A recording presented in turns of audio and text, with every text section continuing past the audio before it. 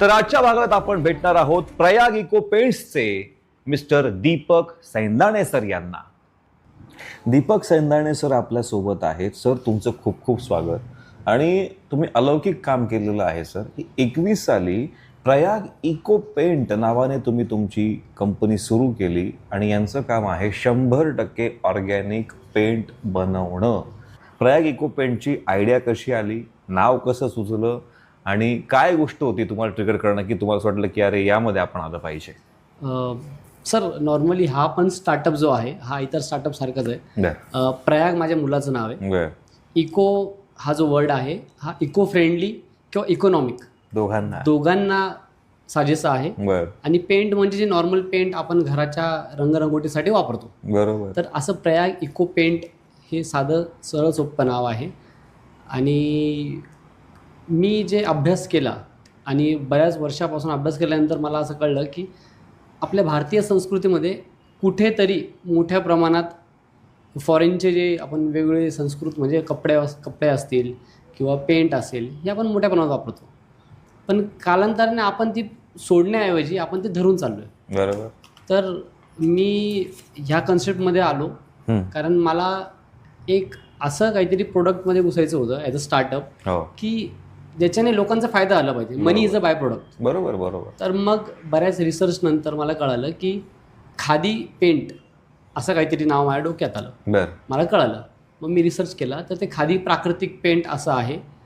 Invent केला आहे khadi India आणि KVIC यांनी इन्व्हेंट केला आहे. 2017मध्ये याचं इनॉग्रेशन झालं.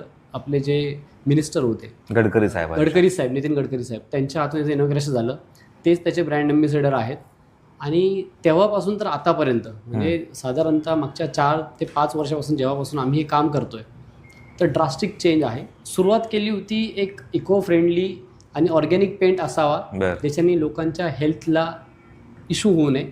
आणि आज तो प्रवास खूप मोठा झाला आहे. म्हणजे अक्षरशः रंग जो आपण वापरतो स्टेनर ते सुद्धा आज कंपन्यांनी इको फ्रेंडली पद्धतीने बनवले. बरोबर.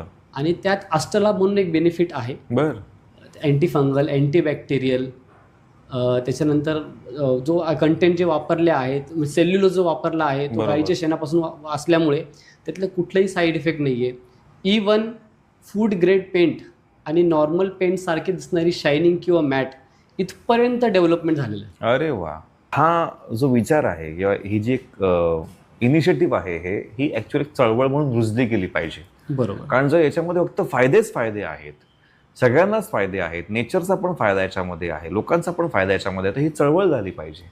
यासाठी अवेअरनेस आणि त्या लोकांच्यापर्यंत पोहोचणं यासाठी तुमचा कुठला काही प्लॅन आहे का? जीवनशैलीमध्ये आपण ऑर्गॅनिक पेंटचा इन्व्हॉल्वमेंट टाकू शकतो जेणेकरून हेल्दी लाईफ, सस्टेनेबल लाईफ आणि ब्राईट फ्युचर या तिन्ही गोष्टीचं कोलॅबरेशन आपण करू शकतो. क्या बात आहे सर.